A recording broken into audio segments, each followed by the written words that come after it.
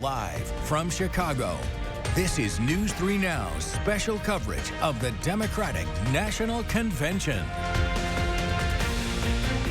Right now, Minnesota Governor Tim Walz taking center stage at the DNC. His message to the American people.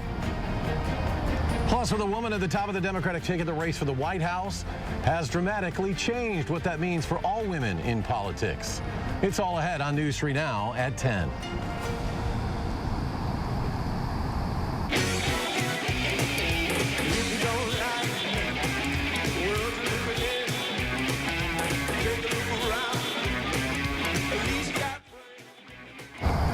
Another night of celebration from Democrats at the United Center here in Chicago, with John Legend paying tribute to Minnesota's own Prince with his rendition of Let's Go Crazy. Well, good evening and thanks for joining us. This night 3 of the Democratic National Convention. It is now in the books. And once again, it was a night of some very big names at the United Center. Several high-profile Democrats, including former President Bill Clinton and former House Speaker Nancy Pelosi, but probably the biggest star was Oprah Winfrey, making a surprise appearance and speech on stage. There, she called on independents and undecided voters to vote for Vice President Harris. Let us choose freedom. Why? Because that's the best of America. We're all Americans, and together, let's all choose Kamala Harris. Theme of the night, Fight for Our Freedom.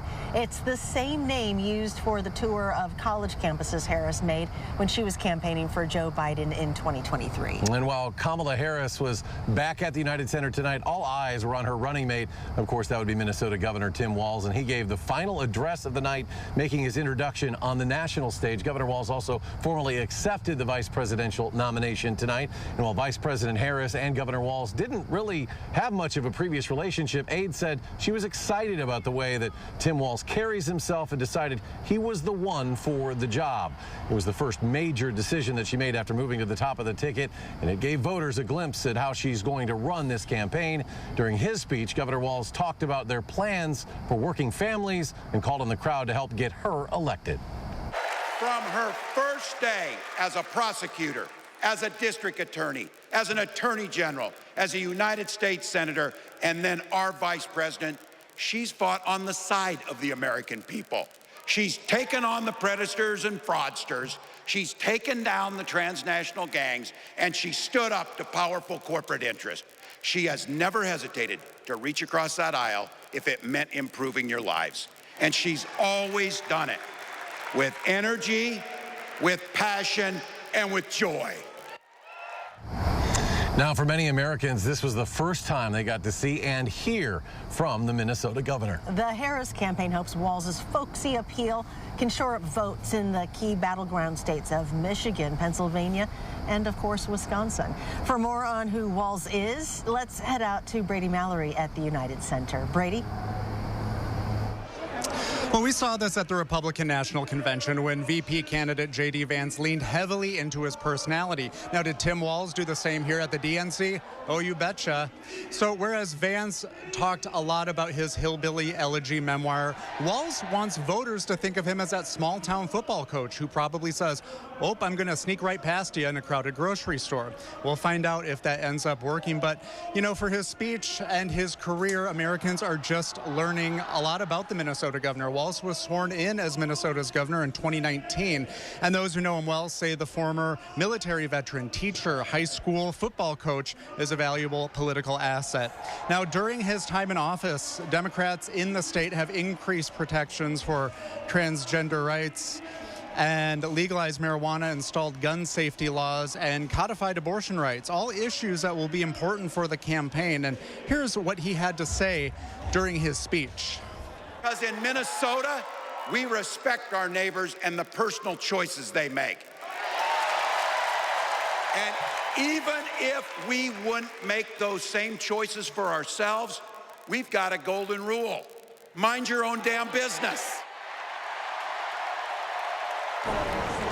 And Walz is also known for his Midwestern charm. Again, that was on display here. But he has also been an attack dog against former President Donald Trump and his running mate, Senator Vance.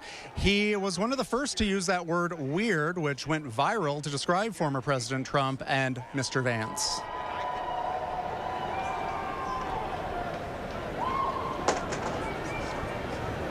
Oh. Well, Walz and Trump's VP pick, Senator Vance, have agreed to meet on the debate stage. That's on October 1st. And that's where Walz will try to appeal to the American voter beyond this Democratic base. And we will see how that plays out. We will bring you coverage of that. Let's go back to Eric and Charlotte for more. All right, Brady, thank you very much. And for more on Governor Tim Walz's speech tonight, let's go to political reporter Will Keneally on the United Center floor. Will? That's right. So from the floor, we could see for essentially the first time since John Legend's performance during Walz's speech, most of the people in attendance here were on their feet essentially the entire time. As Brady was mentioning, we heard a lot of Tim Walz's narrative going from public school teacher to that congressional run and then on to governor. Now, when he was describing his run for Congress, he mentioned, he didn't have much money to support that run, but never underestimate a school teacher. It's been a big part of his narrative here. We actually spoke with a member of Minnesota's delegation to the convention here, a former school teacher himself who was inspired by Walz to run for office. We asked him how he would introduce Walz to somebody not from Minnesota. Tim's just a great guy. He's a teacher. He just, most people love their teachers. They respect their service and dedication and trying to develop young minds. And so Tim's did that for 20 years of his career. I also talked about what Walz has accomplished in Minnesota, talking about getting the free menstrual products into schools, and also expanding civic education. Again, that former social studies teacher shining out there. Now, we'll continue to provide coverage throughout the week here from the convention floor, but for now, reporting from the United Center, Will Keneally, News 3 Now. Will, thank you. And having a woman ready to sit on the top of the Democratic ticket in this race has really changed both campaigns significantly. It certainly has. And our Maddie Himes has more on Kamala Harris's identity and what that means for all women in politics. Hi, Maddie. Yeah, you guys, we heard Walz speak extensively and personally about reproductive freedoms. Now, that's an issue central to this race, and the Harris campaign is really focusing in on it, knowing they can bring a unique perspective to the issue, both with Walz candid about infertility and Harris, of course, a woman on the ballot. And as one of the only women to seek presidential office, Kamala Harris brings a unique perspective to the race as a whole. Her story is your story. Over the next 76 days, when you hear the word her, there's a good chance her is Kamala Harris. When she accepts the Democratic Party's nomination this week, she'll be only the second woman to ever sit at the top of a presidential ticket for a major party. The first, Hillary Clinton in 2016.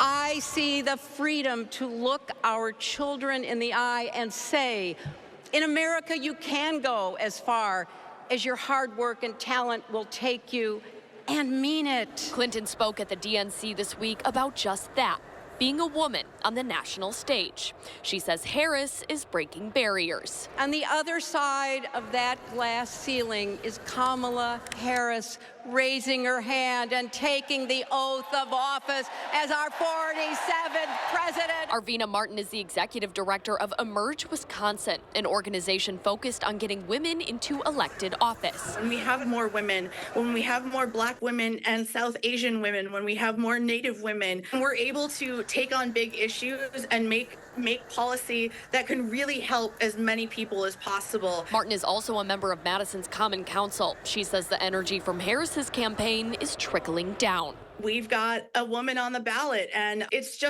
so inspiring. According to Emerge, the U.S. ranks 70th in the world in representation of women in elected office. You never get good decisions and good policy if you're only listening to one point of view. And to miss out on the point of view of 50% of the population is just not acceptable. A CBS News poll conducted last week took likely voters and divided them by gender. Now, among male voters, Trump beats out Harris 54% to 45% of projected voters. But when it came to women voters, almost the inverse. 44% of likely women voters went to Trump, while Harris takes a 56% of them a big lead. So I'm going to send it back to you guys for now. Reporting live in the United Center, I'm Maddie Heimsch, News 3 Now.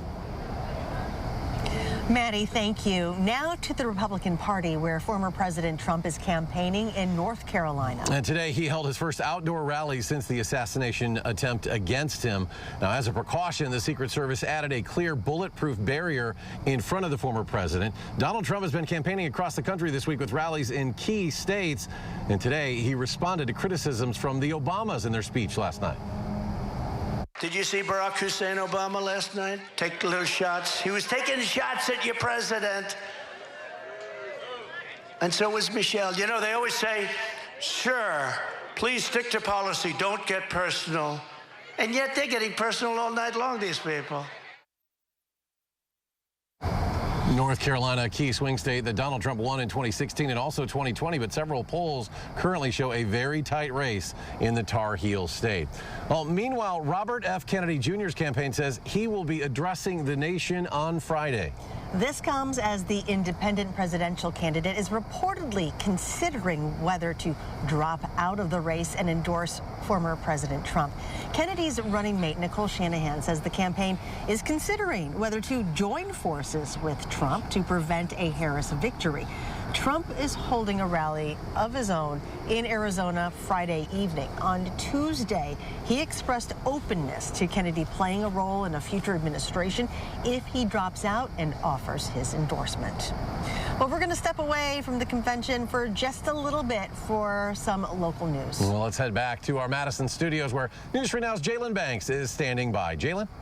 Good evening, Eric and Charlotte. And as I just mentioned, we're going to head on over to some more local news. A federal judge rejecting GOP calls to give counselors at Wisconsin's Troubled Youth Prison more leeway in controlling and punishing inmates. This after a counselor was killed during a fight at the facility this summer. U.S. District Judge James Peterson sent a letter saying that if changes aren't wanted at Lincoln Hills Copper Lake schools, a